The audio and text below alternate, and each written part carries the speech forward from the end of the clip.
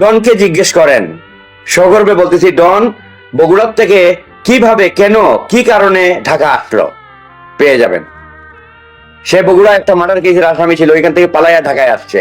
আইসা সামহাও সিআরডিসিতে ঢুকছে, ঢোকার পরে সালমান শাহের সাথে সম্পর্ক হওয়ার পরে সালমান শাহ আপনজন হয়েছে, হওয়ার পরে সালমান শাহ খুন হওয়ার পরে আবার হি ব্যাক টু বগুড়া। সালমান শাহ মারা যায় সে বগুড়ায়। সে তার স্টেটমেন্টে বলছে, আমি সালমান শাহ জানাজায় যাই নাই, ওই দিন হরতাল ছিল।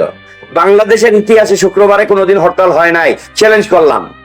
সে কিভাবে বলে? বাদ দেন, ঠিক আছে হরতাল ছিল, আসে নাই, মানলাম।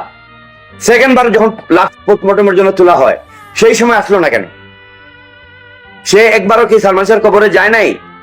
সে একবারও কি সালমান শাহর বাড়িতে যে মামার সাথে দেখা করি, তার মায়ের সাথে দেখা করি, কেন যায় নাই? দাল মে কুছ কালা হ্যায়। বুঝছেন? তাকে প্রশ্ন করলাম। আর সে কিভাবে বলে সালমান শাহর সাথে সে চিটাগাং গেছিল সামিরাকে আনতে? মিথ্যার আশ্রয় নিচ্ছে। আমি এই সিআইডি, ডিবি এরা প্রশ্ন করার জন্য বলতেছি না, প্রশ্ন আমি সারা বাংলাদেশের সালমান শাহ ভক্ত জনগণের কাছে ছুড়ে দিলাম।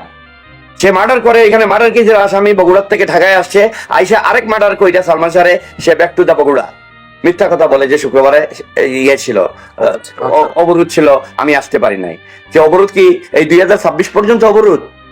এই 2026 পর্যন্ত কি হরতাল? একদিনের জন্য আমাকেও ফোন করে নাই। সালমান শাহর ঘনিষ্ঠ বন্ধু ছিল, সে দিন রাত একসাথে কাটাইতো। বুঝতে পারছি?